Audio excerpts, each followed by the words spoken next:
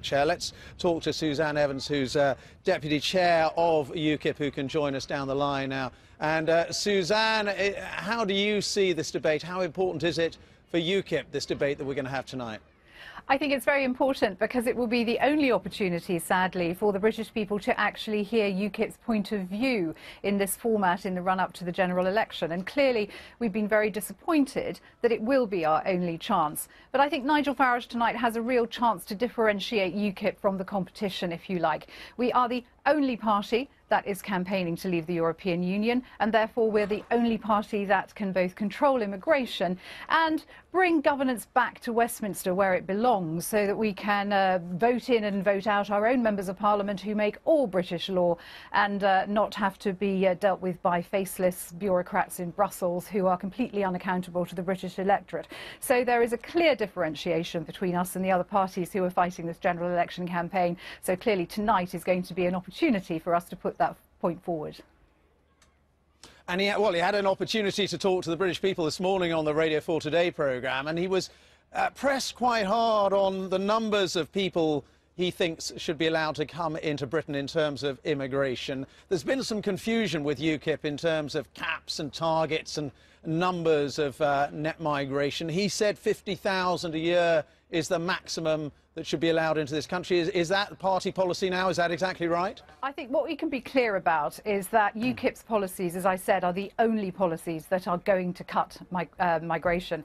And the way we're going to do it, through an Australian-style points-based system, by controlling our borders, by looking again at the issues of sham marriages, which the Home Office suggests anything between 4,000 and 10,000 people come into Britain in that way. We will be clamping down on it, and our policies, there's no doubt that the numbers will plummet.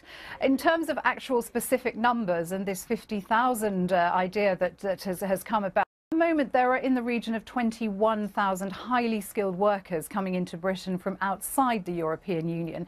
Now, we're obviously not in government, but we've spoken to business, and we will be setting up, if we were in government, a Migration Control Commission to look at these numbers in far more detail. And that commission every year, as happens in Australia, would look at the broad economic labour market of Britain and say, well, what do we actually need? How many people do we need? And what kind of skills do we need in the country?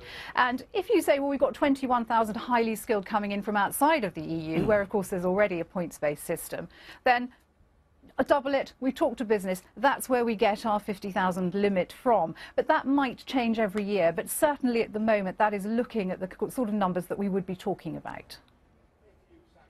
And Suzanne, in terms of tonight's debate, well, we know Nigel Farage has got quite a powerful voice, but he's going to have to get that voice heard over 6 other party leaders. And I think he's already talked about it being potentially a shouting match. How worried are you that actually, you know, it's going to be a little bit chaotic?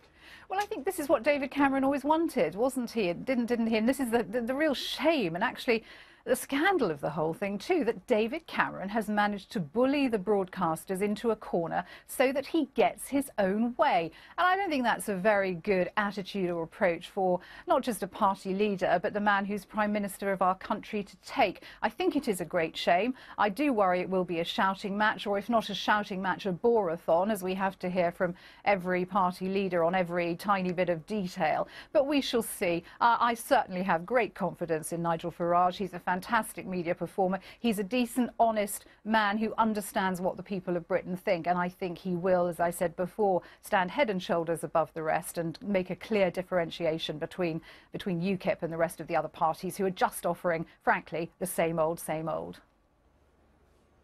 Suzanne Evans, good to have you with us here on BBC News, Deputy Chair of UKIP. Thank you so much for your time.